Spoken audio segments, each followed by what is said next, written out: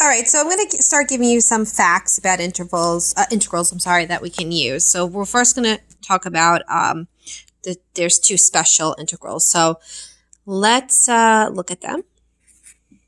Take this function.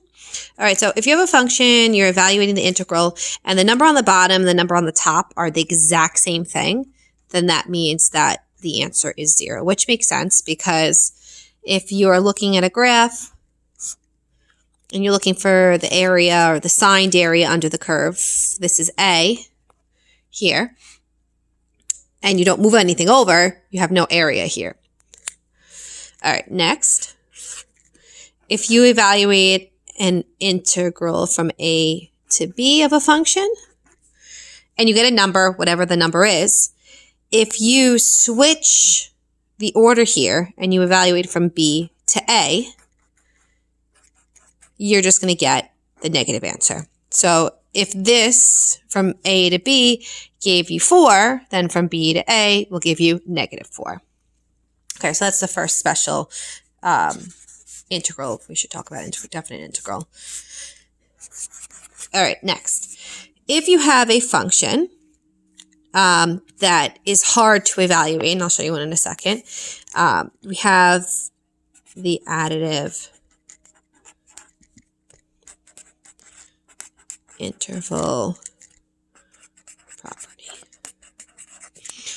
Okay, so what the additive interval property says is if you have an interval, or have a function, and you're evaluating the function over some interval, and for whatever reason you can't, or it would be more convenient to separate it. So say you are looking at a function that looks like this. We talked about this briefly. And you want to find the exact area under the curve. We know we can't by just evaluating from A to B because we get signed net area and then we're going to get not the actual area. So what our additive interval property says is we can find the area from here to here. Just make up a number or letter, we'll say C. And then we can find the area from here to here, and then we can add them. So it sounds silly, but that's what your additive interval property says. You can go from A to C, and then you can go from C to B, take the sum. That's the same thing as going from A to B.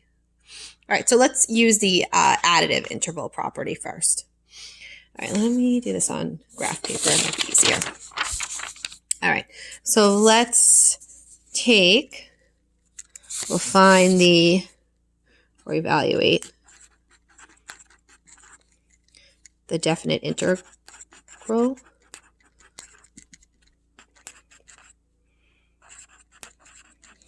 And we'll go from -1 to 1. Of an absolute value function. Okay, so to integrate an absolute value function, you've never seen anything like that before. So let's look at the graph of this guy. So if we look at the graph of the absolute value function, if I plug in 0 here, it just gets 0. If I plug in +1, I get +1.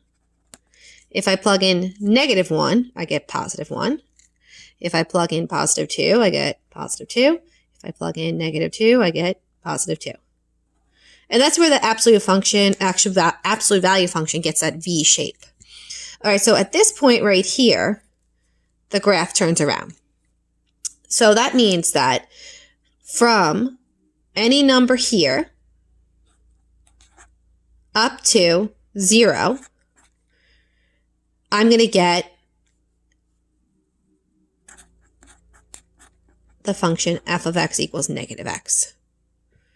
So almost as if we broke it up into two pieces and forgot that it was an absolute value. We said, well, on the left side of the y-axis, the function resembles f of x equals -x.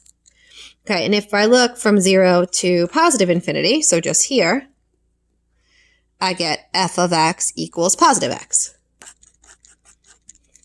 So this is an important point here, and this is going to be my c now. Remember when I separated the integral before from a to c and then c to b? This is my c. This is my turning point here. This is important. So I am going to now evaluate from -1 to 0 of negative x. And I'm going to evaluate from 0 to 1 of positive x. And then I'm going to add them. Okay, so let's recap this again. So the absolute value has the V shape. I'm evaluating from -1 to +1. So before 0, the graph resembles the line y equals -x. So I'm going to integrate from -1 to 0 of -x.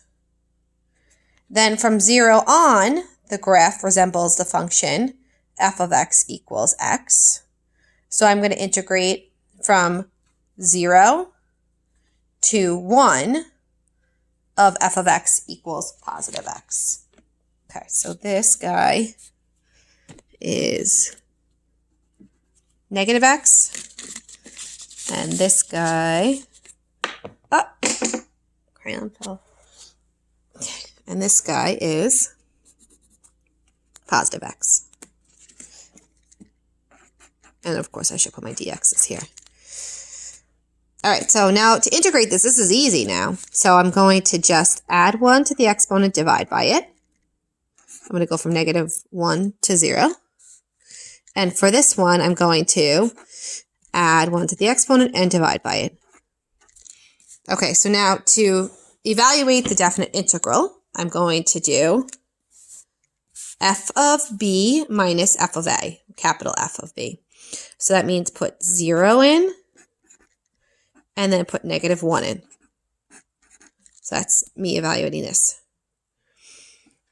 So this is 0 minus 1/2, because -1 squared is 1. Let's write that. 0 minus 1/2. So this is -1/2.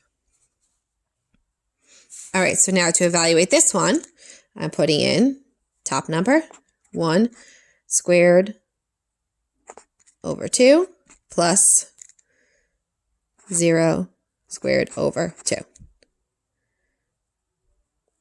So this gives me